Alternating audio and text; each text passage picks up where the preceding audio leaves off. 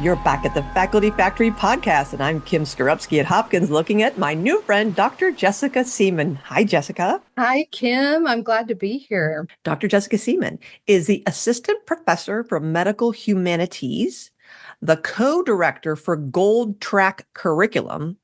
Footnote, I want to know what the Gold Track Curriculum is. And the Assistant Dean for Faculty Development at Creighton University School of Medicine in Phoenix, Arizona. I think we're going to start with one of your areas of expertise, and that is strategies to support learners who are stressed out, struggling learners, best practices. Would you like to kick us off on that topic? And then we're just going to riff. Correct. Did I say anything wrong? Oh, that's right. First of all, tell us what is this Gold Track Curriculum? But So, Gold Track, yes. Thank you so much for that introduction, Kim. I'm just really happy to be able to speak with you today and all of our podcast listeners out there. The Gold Track for Creighton University School of Medicine in Omaha and Phoenix, doesn't matter where our learners are, they have a Gold Track curriculum that is ethics, medical humanities, leadership, professionalism, anything kind of non-clinical that they really need to have under their belt to move forward in practice as a physician. So the medical humanities is a huge piece of that. It's a lot of humanities, how we care for patients, how physicians connect and communicate with patients and with patient families, with their teams as well. And so just teaching those kinds of skills is all of those things are under the Gold Track curriculum. And we just have different colors for different things. So their basic science is a different color. Their clinical experiences are a different color. When they're doing simulation, it's a different color, just to help them kind of keep things organized. But that's what the Gold Track curriculum is. So I have helped this last year in directing that curriculum. So it's like a belting system in Taekwondo or karate. Is it like, so you've got the black belt, I've earned the green, the blue, now I'm on the gold belt. I love it. Absolutely. And they're just kind of all on top of each other. So they might have blue track and green track and gold track curriculum all in one day, but it just kind of helps them get their mindset for, what am I walking into right now? Am I going to be seeing a standardized patient? Am I going to be working with a patient in a clinical type setting? Or am I going to be talking in small groups with discussion about ethics? So just kind of helps them get their mindset. Wow. Well, thank you for explaining that to me. I have to definitely claim ignorance about medical school curricula since I don't teach in medical schools. I never have. And so I love that you're teaching leadership and ethics and humanities in medical school. I had no idea. And also, thank you, Jessica, for clarifying Creighton in both Phoenix and Omaha, because I thought Creighton was in Omaha, Nebraska. And then as I was reading your description, my brain kind of went, I just said a mistake. I said Phoenix, Arizona. That can't be right. And I kind of panicked. But thank you for clarifying. I had no idea. But I do work at the site in Phoenix, but I am the assistant dean for all of School of Medicine in Creighton. So it doesn't matter what site they're in. They might even be doing clinicals or rotation in Alaska, or they might be doing some learning in Colorado. And so we have different sites, but those are our two main sites, is Omaha. And then we have a health science campus in Phoenix, and that's where my office is. I had no idea. I didn't know that. Okay. And it's brand new. Within just the last few years, we've been able to get all of our health sciences really growing and under one roof here in Phoenix. Jeez. And it's just been fantastic, especially when we're getting learners to team up and we're really working on that interprofessional education with learners. Ooh. All right. Speaking of learners, gosh, they're under stress, right? Who knew? Who would figure that our learners are stressed out. I wonder where they're learning to be stressed. Do they learn stress? Maybe from us? What's going on? And tell me how you're addressing stress and conflict and trying to shore up the confidence and, you know, just supporting our learners. Absolutely. I am so glad you asked. There are things that I talk about with students, but also with faculty about learners. And so sometimes I'll say students, but they could be our peer learners, they could be our faculty learners, they could be our student learners. It really doesn't matter. We're all learning, right? We're all learners. And that is an important piece of our faculty development and our professional development is that we're always learning. But one of the things that I really like to emphasize is that learners, there's some good parts of their stress, there's some bad parts of stress, and there's some support strategies that we can really um, help learners to feel supported, even though they're feeling some stress. Our learners come to us, especially our students, but also our faculty that are clinical faculty. They are coming into clinical education, academia, stressed out. They are used to getting straight A's.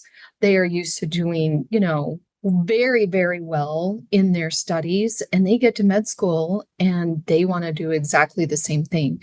Or they're working with a patient as a clinician and they want to do the same thing. They want to cure this patient. They want to make everything right. And that's kind of what they're used to. So a little bit of stress can be a positive motivator because it gets us off the couch. It pushes us to do well. It might push us to clean the house. It might push us to get to the next research item that we really want to delve into. It gets us out there with a little bit of stress. We think, okay, I'm going to get over this hurdle. But if we have too little stress, it can actually keep us from reaching our full potential. We could get bored. We could be unmotivated. We could just be inactive. We could be just think couch potato. And we don't want that with our learners, right? We want our faculty out there and we want our learners out there. And they usually are. But what happens is the stress gets to be so much because they're trying to perform so well for either families or patients or themselves.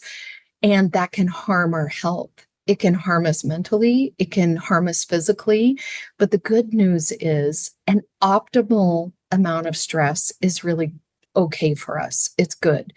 But if there's unmanaged stress, it can turn into chronic stress where it's just happening all the time, and it can turn into anxiety. And as you know, anxiety can then turn into depression. It can turn into self-harm or suicide, suicidal thoughts, that kind of ideation. We don't want them to get to that point. We want them to feel like, yes, get up off the couch, get here to class or get to clinic on time. But we don't want the stress to be so high that they feel like nothing is reachable.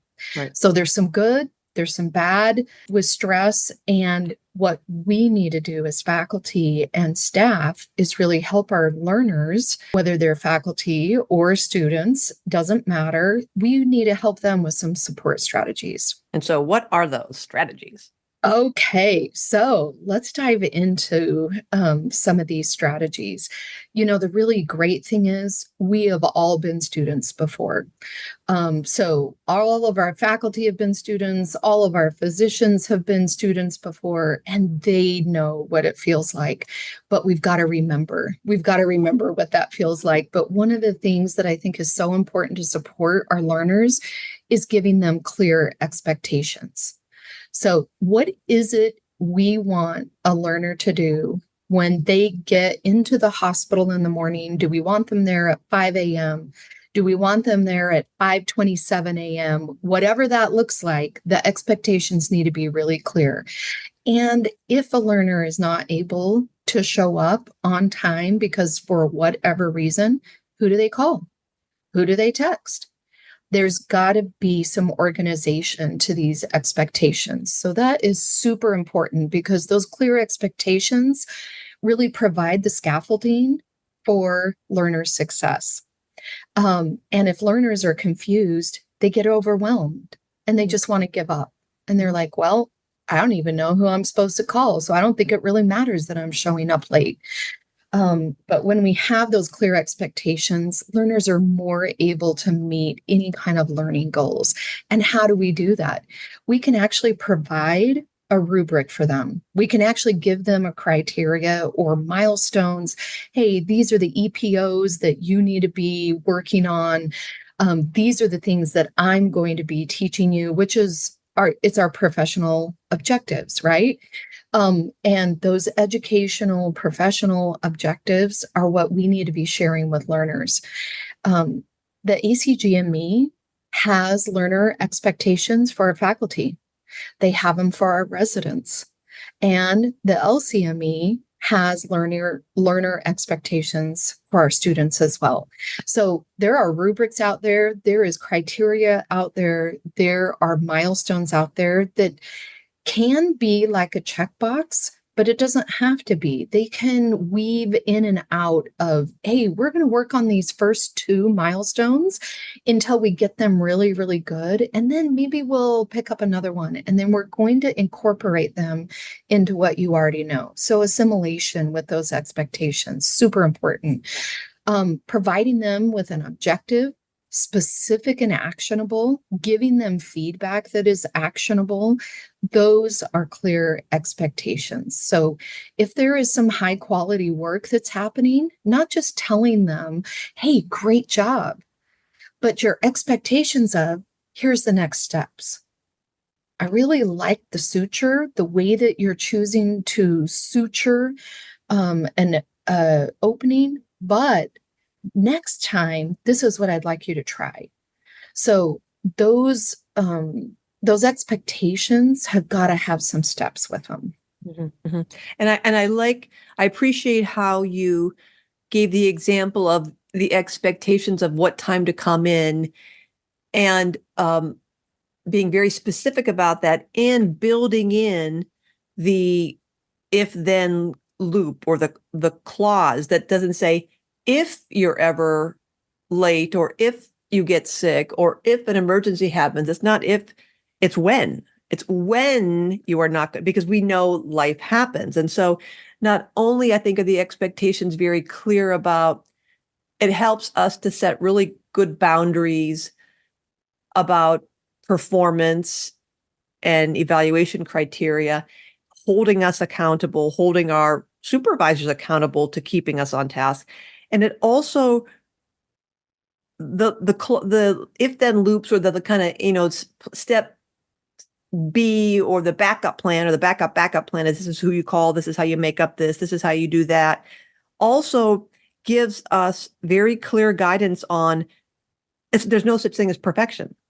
So, if we had very clear expectations about thou shalt do these 15 things, showing up at 5:27 a.m., doing a suture this way, it almost, without any kind of caveats of, in the event that blah, blah, blah happens, it kind of sets up this thing of, oh my gosh, it's an unrealistic expectation that I will never be able to check all these perfectly.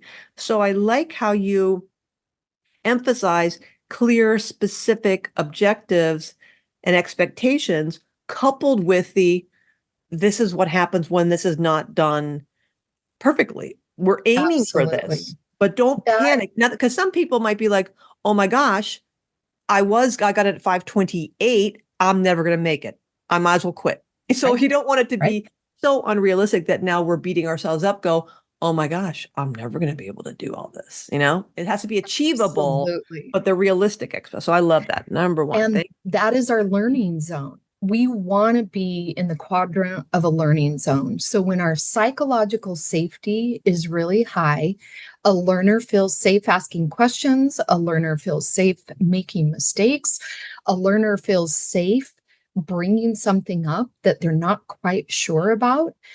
That is high psychological safety, but it comes with the learning zone, comes also with high expectations. Yes, I would like you here at 5 o'clock in the morning, Monday through Thursday, and we're doing 12-hour days or whatever that looks like. But here's the if then, because all of our learners have life happening to them as well as trying to get this learning really under their belt. So psychological safety has got to be high because they may be afraid if you say you've got to be here at 8 o'clock in the morning or don't even show up. Right, right, And then your sentence is done and their psychological safety has already gone down. right. Yes, your expectations have stayed high, which is really great for the learning zone, but psychological safety has just dropped way down. And so if there is not a what do I do if, the expectations are just really high expectations that nobody can meet. Got it. All right. Clear expectations. That was number 2, Jessica. Okay, so number 2 is reflection. Now, just understand that Creighton is a Catholic Jesuit university. Reflection is a huge piece of what Ignatius taught, and what we want to have our learners really learn. Because if there is not a reflection piece, sometimes the learning doesn't happen. If there's a mistake made and then we just move on, or somebody says, don't ever do that again, and there's not a conversation about what we could have done or what would be next steps, that is the reflection piece that we've got to have in order for the learning to happen. So Ignatius of Loyola taught others through reflection to experience life and really experience it through God's activity in everyday circumstances, which is all of our mistakes. It that's where the learning is happening. So as our Jesuit values really encourage this reflection, it also comes along with this compassion, relationship building, humility in our work. And all of those pieces come because we're able to reflect on what just happened in the OR, or what just happened in a simulated project that we were working on, or what just happened when I was talking poorly to the nurse. What happened in that situation, and how can I now reflect on that and turn it around for next time? So this reflection really creates trust between a faculty and a learner, a staff and faculty, a staff member and a learner. So reflection is a huge piece, and that would be another way that we can support stressed students. I could totally see modeling that, even if it might feel, if I'm a faculty member teaching learners, even if I don't maybe know my learner in this instance very well, or feel like there's a little bit of reticence to be bonded, and that if I would ask her to reflect on what she did, or ask him to think about what happened in the OR yesterday, if that might feel uncomfortable for me, I could model the reflection. I was thinking, and it got me wondering how, I was having a bad day and I was really tired. I'm not sure if I mentioned you, but my mom was in the hospital. She fell and broke her wrist 3 times, and oh my gosh. And that, having the learner see me reflecting on what I brought to that experience, what I own in that situation, models that's our culture here. This is not calling you out, but this is how we do this regularly, and we invite this, and it's part of our growth mindset that Yes. not knowing ourselves is the best way to grow and to improve on the gifts that we have and recognize that we all have little, little dark sides to ourselves. And so you're never going to check that off the list and it's going to be gone. It's a constant work in progress. Like you said, we're constantly learning, constantly growing, a couple steps forward, and then I'm going to slide back a bit. But at least if I'm reflecting and aware, it's momentum to keep me forward. So I love how that is a part of the culture and how everyone, we just expect it. It's nothing out of the norm. Great. Absolutely. And a couple things that I want to add with this, you do not need to be a Catholic, Jesuit, university, or organization or hospital in order to do some of these things. And the second thing I want to say that you just brought up, Kim, is building on that modeling. You want to keep it simple. You want to keep it short. You can eventually, if your modeling is just short and simple and not stressful, it could be a poem, it could be a scripture, it could be a simple prayer before you all walk into the OR together. It could be breathing techniques, and it takes 30 seconds. But you're modeling that, and then what happens is maybe 2 weeks into the rotation, you're now asking learners to provide the reflection. And you have something on the back burner just in case, but maybe you have 3 students in front of you and 2 residents and your whole team of nurse and maybe a pharmacist, and you're all there talking in the morning, and you have an idea of what you could provide for a reflection before you get the day started or after you just walked out of the OR together. But you're going to also start asking learners. And it's okay if they don't have something ready to go. But you know what? I promise you, the very next day, they're going to have a poem in their mind, or they're going to have scripture that they have memorized that they want to share, or they're going to have a simple prayer that, or a breathing technique, mindfulness, something that is going to be 30 seconds that they're going to say, I have something. And then because of your modeling, you have brought that now to the learners, and they are now kind of taking that over for you, which is what we want, right? And everything that we're teaching them, doesn't matter if it's a clinical skill or if it's a non-clinical skill. That's what we want, is them taking it over. Gosh, lovely, lovely, lovely. Oh, you're taking me back to my old Bible study days where I'd study with wonderful, wise women, and they'd lead off with a prayer. And then it got to, after several months, of like, who would like to lead us off with prayer?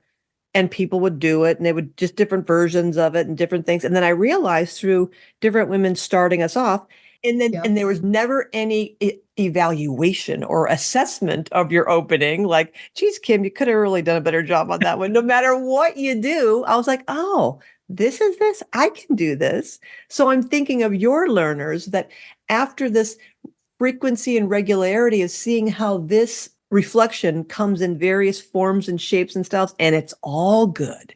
No matter what it is, it's welcome space because we're just in community together, that opens up so many possibilities of someone saying, yeah, like you said, oh gosh, I read something in a book and it really made me think of us. That belonging, that sense of I'm a part of this too, and I will be welcomed with whatever I bring that day. I think it's lovely. Absolutely. And it can be in a clinical setting, like I gave some examples in a clinical setting, but it can also be in a classroom setting. Sure. You might have 150 students in front of you, and every time you start class, start with a reflection. It could don't worry about it taking other time away, curriculum away, because it just centers everyone. It gets them calm. They have something that they don't have to be assessed on. And that relaxes everybody. So it really brings the stress level down. Again, yoga, set your intention. Let's set your intention for the day. And I'm like, my intention is to just get through this hour. Get through this class. Yeah. So setting an intention, that's lovely. All right. Clear expectations. Number 2 was reflection. What is number 3, Dr. Seaman? So number 3 kind of builds on our reflection, and it's called Share Your Story. So there was a workshop that I attended about storytelling in higher education, and it was put on by the University of Phoenix. it really helped me to have a greater understanding of and an empathy for those that I work with. But storytelling can do lots of different things for us. It builds a community of inquiry. There's something organically built through this community by just sharing our story. And it might have nothing to do with the patient that we're just about to see, or a, with the tests that we're getting ready to take, or the basic science that they might be studying for this week. And that's okay. You want it to really dive into people's lives in a way that connects you. Mm. And it also helps build that career relevance for learners. Because if I'm telling a story of how I taught a learner, or how I um, dealt with my father dying, or how we brought hospice in, and I'm talking to a group of learners when I'm teaching medical humanities, there's a connection for them right there. So share your story. And there's two different ways that I like to talk about sharing your story. The first one is it's called a story arc.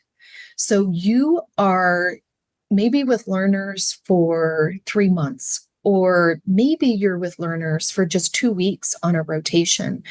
And during that 2 week time, I start by maybe during my reflection time, maybe while between seeing patients or grabbing a bite to eat. I know that's rare and hard to just sit down and eat, but maybe I start telling a story of when my father started getting sick.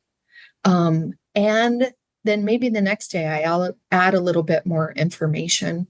And then maybe by the fifth day, I've started telling how we had hospice come in.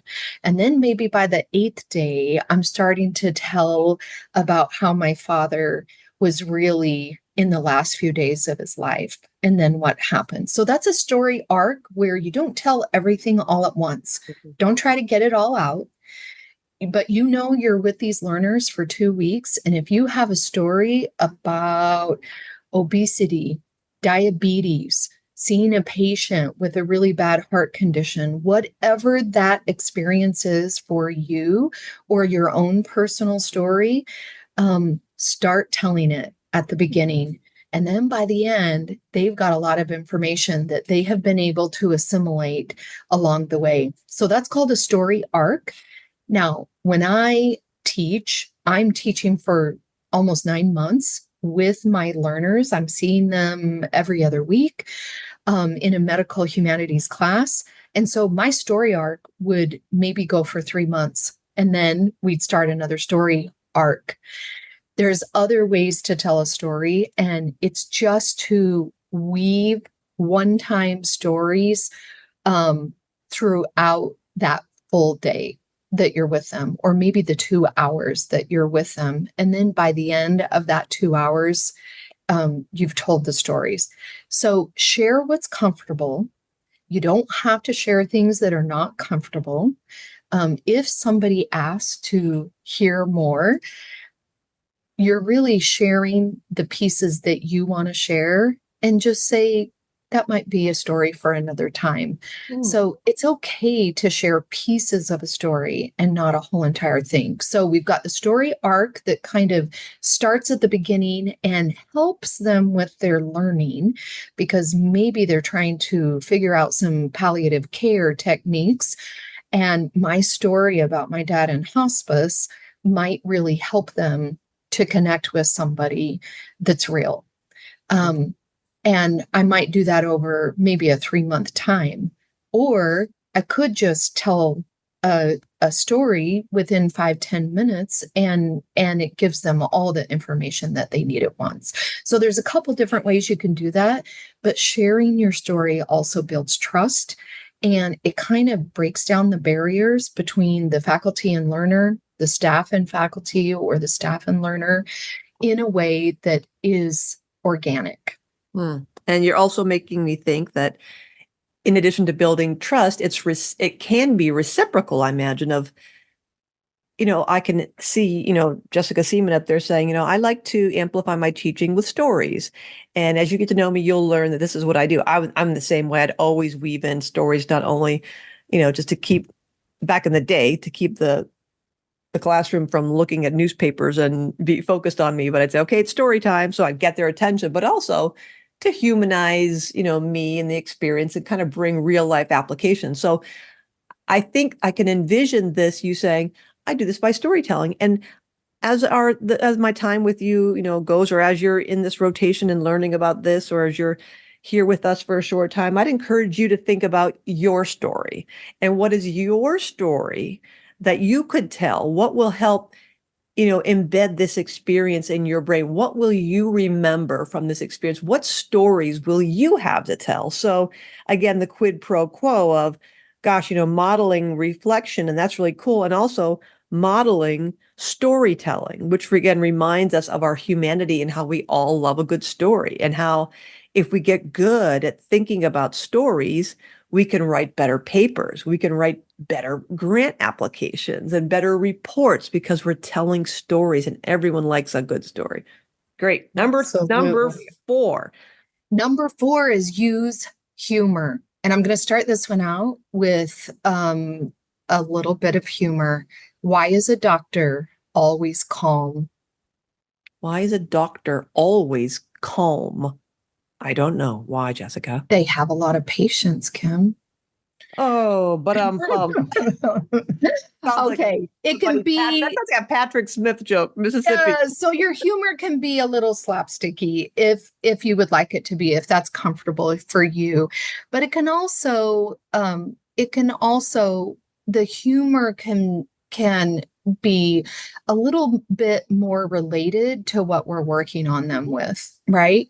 And the humor really helps the retention stay a little higher. There is research for this.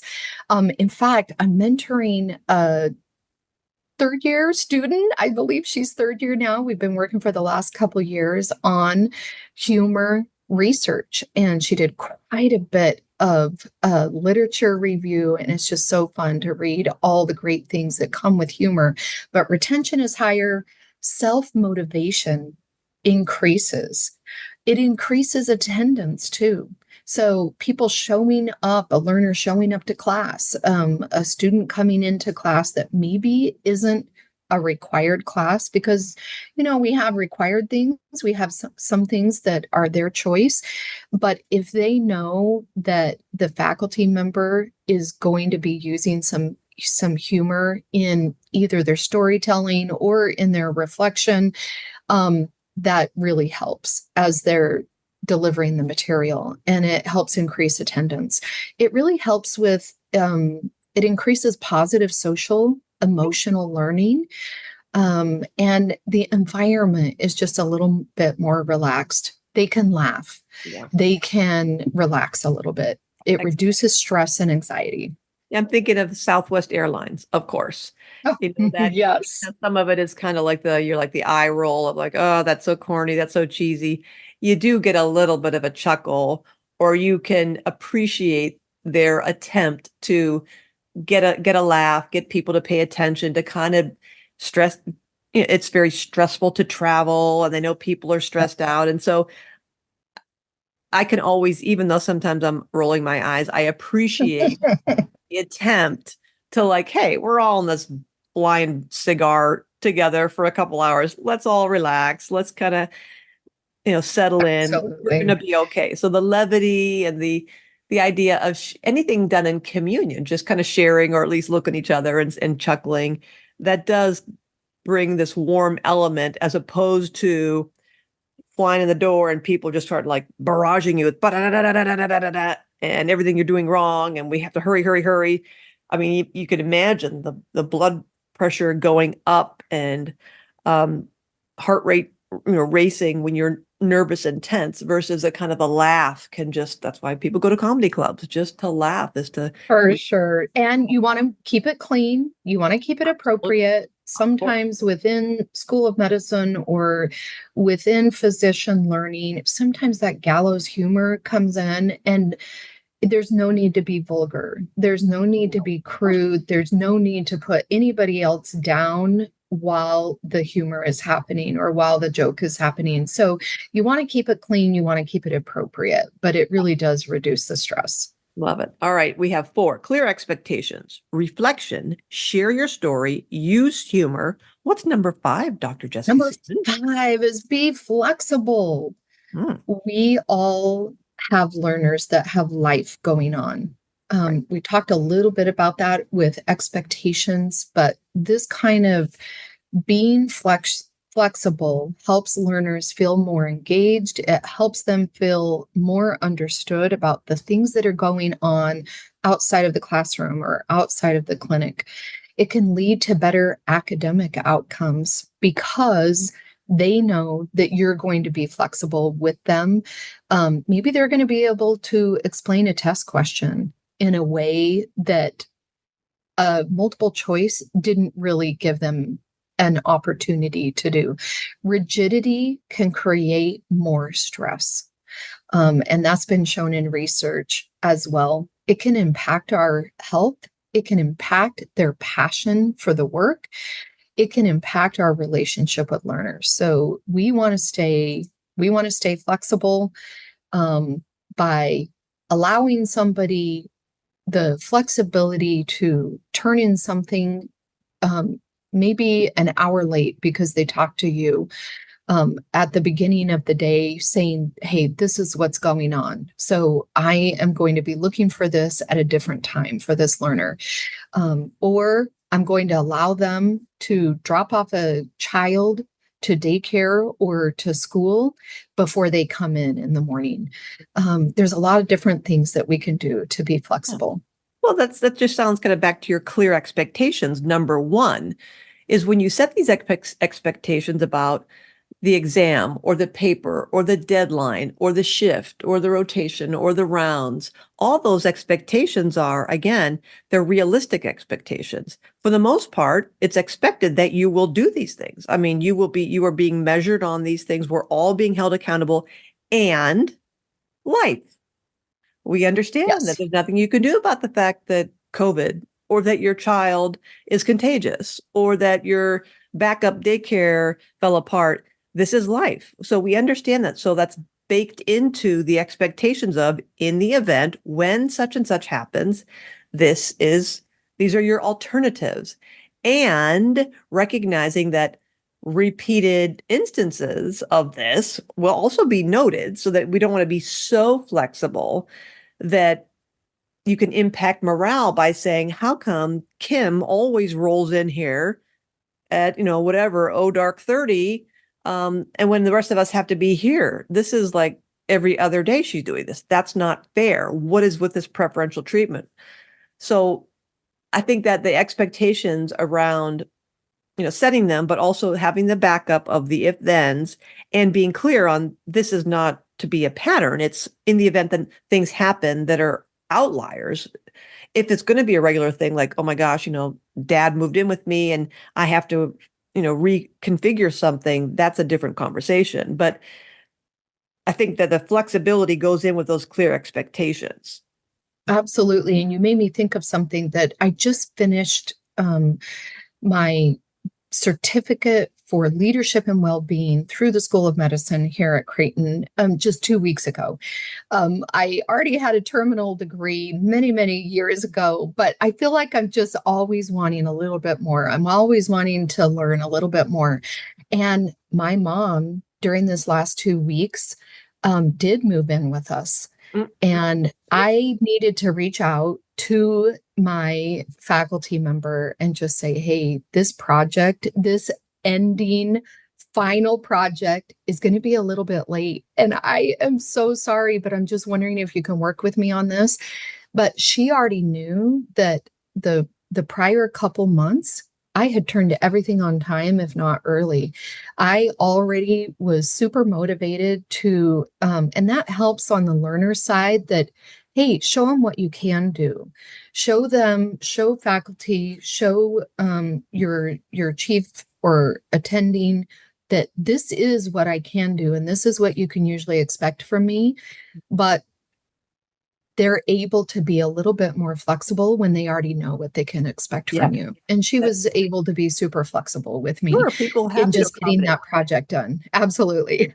Yeah, the halo effect, right? When you demonstrate, you build true, authentic relationships, and you build the reputation as being a responsible, accountable team player. I'm going to give it my all. I always bring my A game where required.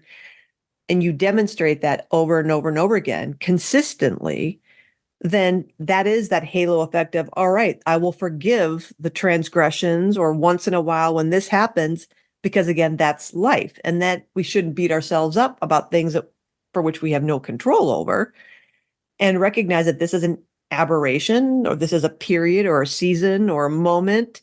And this is not my norm, but I thank you for your grace and mercy in giving me a little bit of a wider confidence band on this, whatever it is. Absolutely. And Fair. that teaches that gratitude that you just Yeah. mentioned, right? Like, thank you so much for your flexibility when life does happen. So, what's the sixth and final strategy for supporting stressed learners? So this kind of goes along with flexibility, but I want to say it in a different way, and it's just called compassion. One of the things that we state here at Creighton University is that we want to produce learners that are engaged in their communities with compassion, confidence, and character. So it is actually built into our mission. It is mission driven for us that we show compassion, maybe to the underrepresented, maybe to the marginalized, maybe to our peers, maybe compassion in our small groups when we have somebody in our group or on our team that maybe we're not getting along with totally. And there's maybe been some friction there. Showing some compassion for them can really strengthen connection. It can strengthen a connection between faculty and learner. I love the quote by Ralph Waldo Emerson, and I use this even at the end of one of my email signatures. And it says, the purpose of life is not to be happy, but to be useful, to be honorable, to be compassionate, to have it make some difference that you have lived and lived well. And it's that compassion, not just your happiness, not just your usefulness, but it's the compassion that shows people that you have lived well. You are grateful for your life so much that you are able to reach out to other people and show compassion for them. So, super important for us to do that with our learners, with our students, with our peers, in a way that maybe isn't just talking about flexibility, but maybe asking them about their life, maybe saying something to them about their dog that you know just died. And maybe you're not a dog person and it is not on your radar, but you have made a mental note that their dog passed away last week. And you want to ask them about that. So that is showing compassion in a different way that is not just flexibility, not just showing clear expectations, but delving into their life in a way that connects to people. That notion of, yeah, we are all in this together. I see you, I see your struggles, and I too have been there. I have also lived a life full of sadness and disappointment and celebrations and joy and a rich, deep life. It's like an onion. There are many, many layers, and we're here together in this moment in time. And I see you. You're a human being. You are making me want to go to med school at Creighton University, Jessica Seaman, just to be part of this community. And this philosophy is just so heartwarming. It's such an antidote, I think, to the stressors, the current, climate in academic medicine, how it just so push, push, push and go faster and work harder and figure out a way to do your scholarship and your teaching and your service and your administrative work, do that between the hours of midnight and 5 a.m. and run as fast as you can. And if you want to have a life, figure out, get a doppelganger to kind of run your life at home. And do you really want to spend time with your kids or your partner? Meh, maybe not.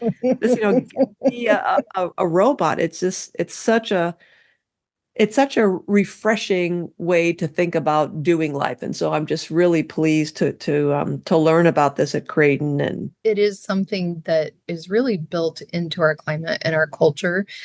And so I'm happy to be a part of that. And then we've got to teach our faculty how to do this with learners, right?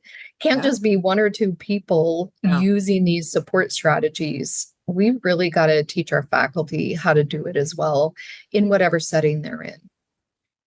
Jessica, I know we've been at this for quite a while, but would you mentioned earlier when we were talking about these strategies for struggling learners, how is this different from stressed learners?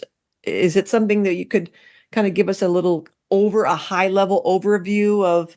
Maybe we can have you back on the podcast some of the time, but can you cover your strategies for these struggling learners? I'm thinking that somebody who's listening to this and has learned so much from you about when our learners are stressed or our colleagues are stressed. These are six great strategies.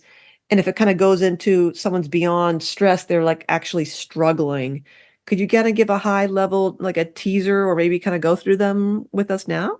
Yeah, so you're saying beyond the support strategies to kind of dive into That's some of practice the things we would strategies. do. Yeah. Yeah.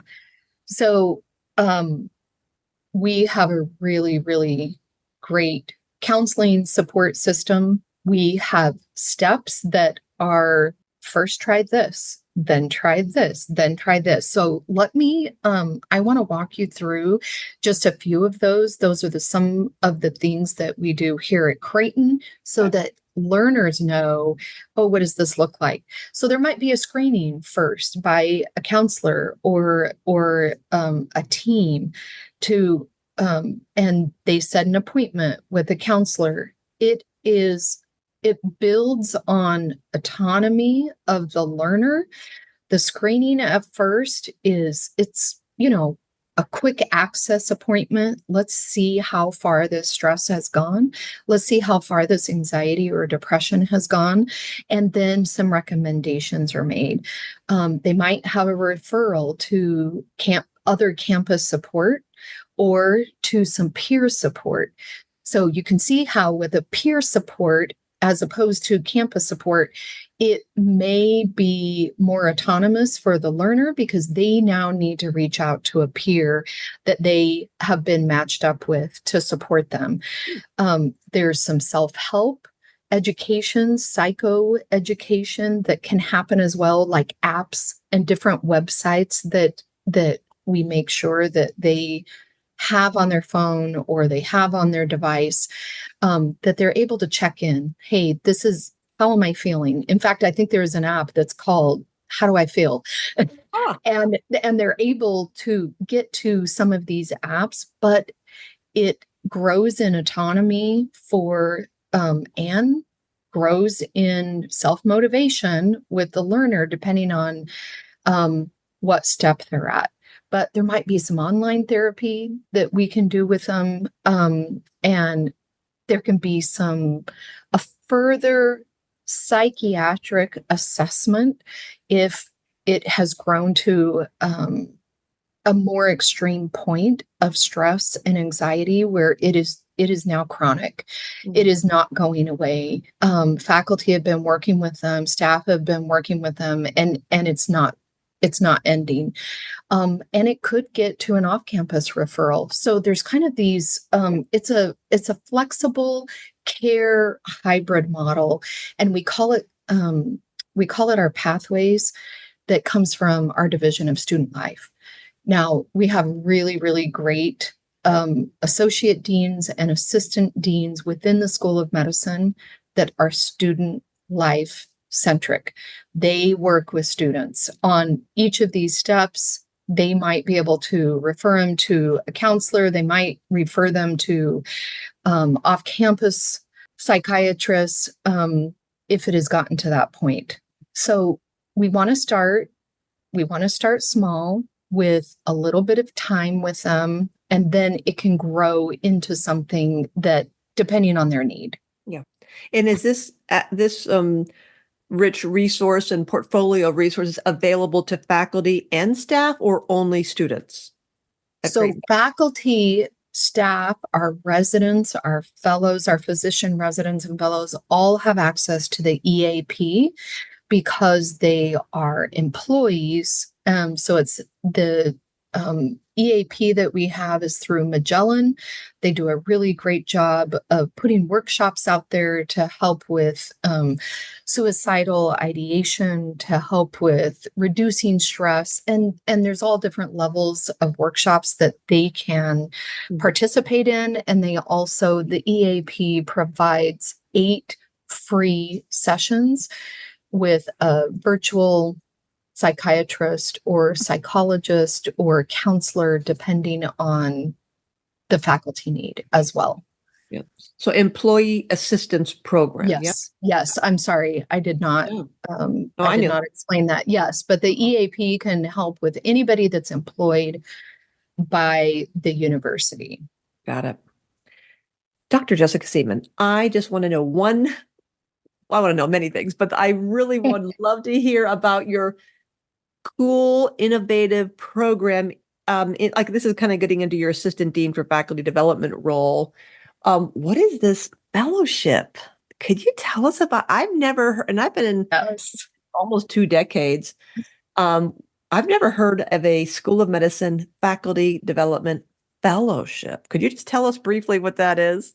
Absolutely. So we've been talking a lot about learners and how we can help learners. Well, our learners are also our faculty, right? So a really great family physician that's here in Phoenix, we were working together on some other projects, and he came to me about a year ago and said, Jessica, do we have a teaching academy? I want to get my faculty in family medicine to really feel like they are not just a good physician, but they're also a good teacher. We might have fantastic cardiologists. We might have wonderful psychiatrists. We might have efficient orthosurgeons because that's what they learned how to do and that's what they specialized in. But when they walk in the door with a patient or they walk into a classroom of 150 learners, can they communicate what needs to be communicated? Can they use really great teaching strategies to build active learning? So this physician and I started working on something kind of like a teaching academy, and we call it the Faculty Development Fellowship. It is a longitudinal, it is a year-long program. And we have run 2 cohorts already through. We had one of them was a 9-month and one of them was a little bit longer. Just kind of depended on how the schedule was set up for these 2 different cohorts. We keep it really small.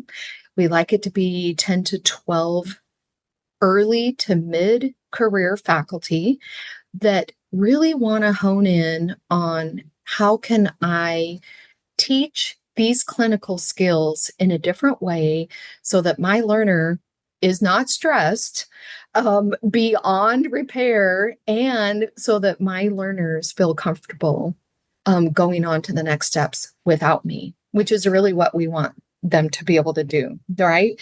So how they interact with learners, how they create this psychological safety in their environment, whether it's a small clinic or whether it's a large classroom, is super important. It's got to go beyond just their clinical understanding or their clinical knowledge or their really great way of interacting in the operating room. And it's based on perspective. What is their perspective? What is their context with their learners that needs to be built up? So one of our objectives for this faculty development fellowship is we want to prepare faculty to optimize their learning environments. And it could be in a variety of patient care settings. We want to help them sharpen faculty curriculum development. Some of them are, they're like, if I don't have a textbook, I'm not really sure how to build this curriculum. And we are moving, yes, there's still textbooks out there, but learners are using them in a different way. We are moving in a different way of learning where they're not just reading and memorizing, but they're now saying, okay, there's a lot of knowledge coming at me right now. How am I going to process this? How am I going to assimilate it? And so we're trying to help faculty learn how to do that. And the way we did it this past year with our last two cohorts in this pilot year is we had speakers from either Creighton or outside of Creighton that were here in Phoenix area. It is an in-person setting where we meet one Thursday a month for 3 hours, and we have special speakers come in and talk about competency-based education, or they talk to them about coaching and their own faculty values and how that translates in context for the learner. If communication is a really important value for me personally or as a faculty member, then how does that play out as I'm communicating with learners? And how can I really build my values to work in context with the learners? Now, there are things that maybe didn't really speak to the fellows. Maybe they are already saying, hey, I really want to go into academic medicine.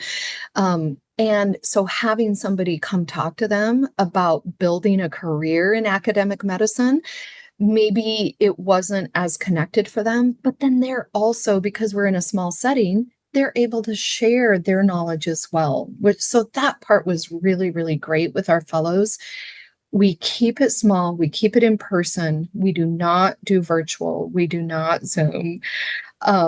We really want to incorporate principles of the Jesuit education that is important to our university and should be important to our faculty and our faculty partners as well. We really want to build that up as well. So what other questions do you have about it? Well, thanks for explaining that to me. That's not what I thought it was. So Oh. I've never heard. So the way you've described it to me, I think I'm clear on it. You're talking about curriculum development, foundational skills in education, and learning from other leaders.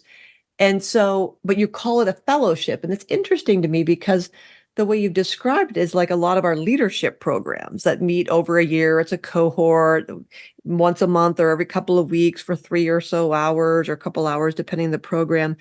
But it's interesting that you call it a fellowship. And as you were talking, I'm thinking it's kind of like our here at Hopkins, the IEE, the Institute for Excellence in Education, where we have all kinds of funding opportunities, and it's a nice, it's an aggregate, it's a consortium of educators and people like Drs. Rachel Levine and Joe Cofrancesco, who teach lots of courses and seminars and workshops and all things that are education and IDPs, individual development plans, and just the core competencies of what it means to be an educator, an educational scholar. And so I was, I guess I was thinking of a fellowship. Oh, and I was also thinking, is this kind of like our Masters of Education in Health Professions, an MEHP? It sounds like when they go through this program, your fellowship, they're clearly called fellows.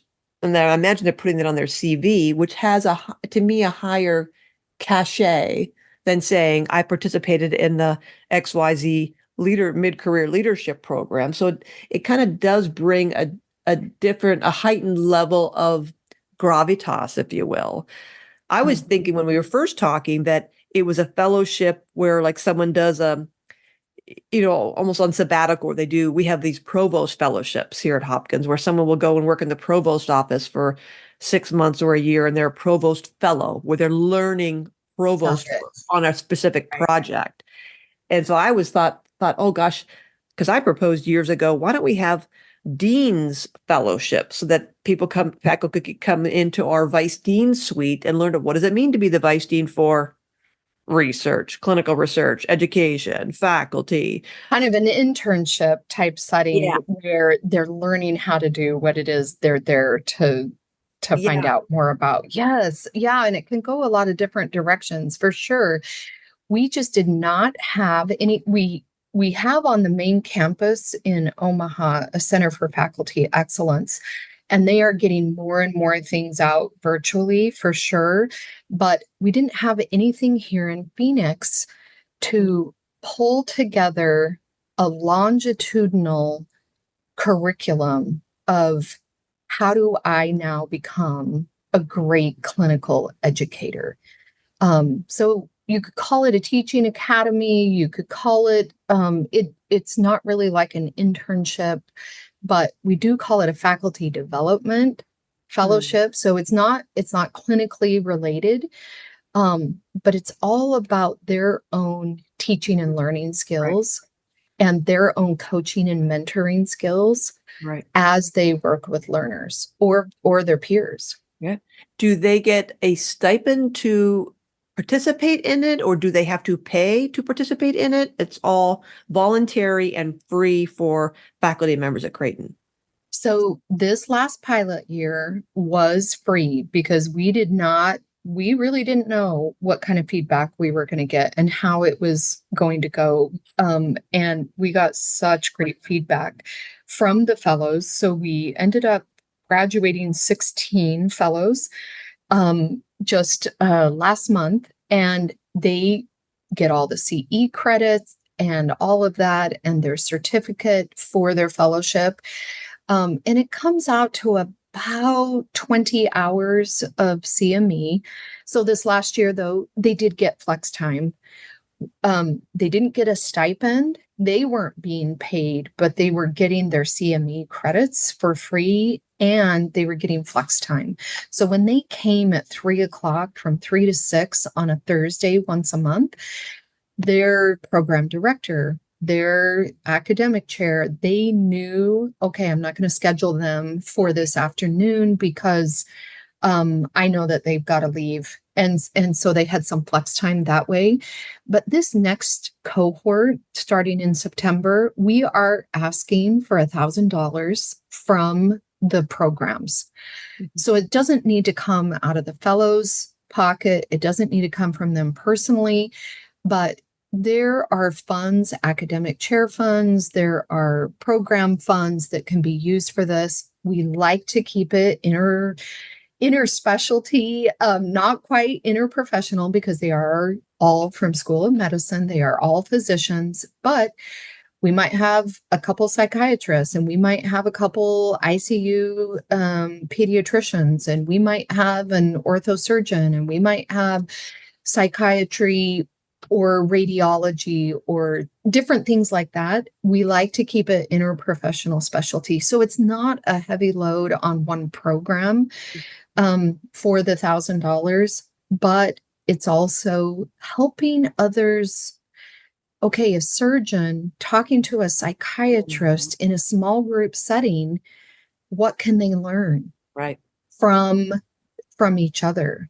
Mm, And as we have these fellowship sessions and we have special speakers coming in, outside speakers or Creighton speakers coming in to really talk about what they're super good at, it really brings up other conversations and we can talk in our small groups. So that's our faculty development fellowship, and we're going to be starting our cohort 3 mid-September. well, congratulations on that.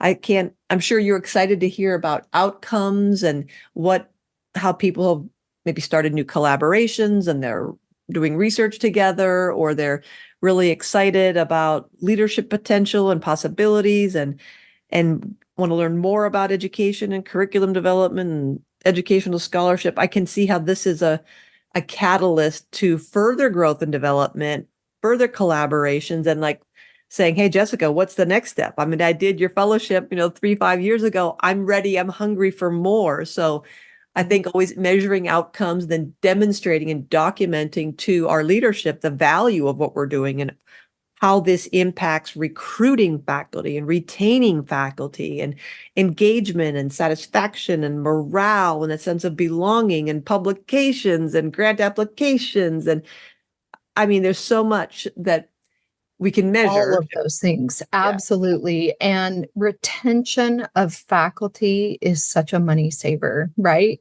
Oh, yeah. And from the AAMC standpoint survey Mhm. from 2023, we learn that knowing our faculty is actually helping make connections and communicating with faculty. It helps them then connect with their learners in a different way. There's a trickle down with And that when their we patients. are treating, and we're treating our faculty as we would want them to treat their learners. Working with them on their skills and working with them on their mentoring or their coaching or whatever that may be. And I just want to mention two things very quickly that came out of this past year that is just really great. One of our fellows started doing small group sessions with our third year students. Our second years going into third year as they're getting ready for that clinical environment. One of our fellows really stepped up and took over teaching some of these sessions with our M3s going into M3 so that they could feel really ready for the clinical setting. He was just a great fellow that just really soaked everything up and wanted to be with learners quite a bit. So that was really great. And the other thing that happened is this inner specialty collaboration. We have now a faculty member from family medicine working with a faculty member in the burn center. She's a surgeon and she's working quite a bit with reconstruction of burn patients here in our burn center in Phoenix. And they have figured out a way to start having the family medicine learners connect with the burn center surgery center, and they're going to start learning in a different way. Our learners are going to start learning in it. And not that that hasn't been going on, because there's a lot of those kind of connections. But if those two fellows didn't come together in a small group setting this past year and get to know each other and where they wanted to go with working with learners, they might not have ever made that connection that now we're going to start a rotation in the burn center with our family medicine. And there was a lot of other great things that came out of it, but those are just two examples. Two lovely testimonials. It's kind of like compound interest. When you invest in community, it grows exponentially. That it factor, that energy, the ideas, the creativity, compound interest. Love it. Well, friends in Faculty Factory land, if you want to get a hold of Dr. Seaman, her email address is Jessica Seaman, JESSICA, capital SEAMAN, at Creighton.edu. Creighton is spelled CREIGHTON.edu.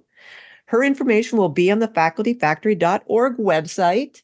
And just know that as faculty and staff help reduce the stress, the anxiety, and help build the learning of the learners that are around them or that they're associating with, it actually is going to reduce the stress and anxiety in themselves. What we give comes back to us. Yes, it's all related. Thank you. So beautiful. Dr. Jessica Seaman, thanks. And thank you for listening to the Faculty Factory podcast. Thanks, everybody. Thanks, Jessica. You bet. Bye. Hello, Faculty Factory listeners. It's your podcast producer, Casey Callahan. Please make sure to download our newest free Faculty Factory book called The Academic Medicine Starter Kit, Timeless Tips and Guidance for Early Career Faculty Members. If you haven't already done so, it's available on the homepage, facultyfactory.org. In addition, I wanted to let you know that as of October 2024, this podcast that you're listening to has had nearly 90,000 total downloads and more than 15,000 total YouTube views. And the Faculty Factory website has drawn more than 50,000 web visits from users in 122 different countries. We would love to invite you to be a guest on the show or share the Faculty Factory website, podcast, and ebooks to someone you think would benefit from checking it out. If you want to reach us to be a guest or nominate someone in our academic medicine community who you think we need to hear from, please visit us on facultyfactory.org and drop us a message there in the Contact Us page. Thanks for tuning in to Faculty Factory Podcast. The mission of the Faculty Factory is to build and support a community of leaders in faculty development who share tools, resources, wisdom, and encouragement in service to our faculty members, schools, and institutions. We encourage you to go to facultyfactory.org to find out more, get in touch with me, ask me any questions. Maybe you want to be interviewed on the podcast. Thanks for tuning in to Faculty Factory Podcast. We'll see you next time. The Faculty Factory podcast and website is sponsored by the Johns Hopkins University School of Medicine Office of Faculty. For more information, visit facultyfactory.org.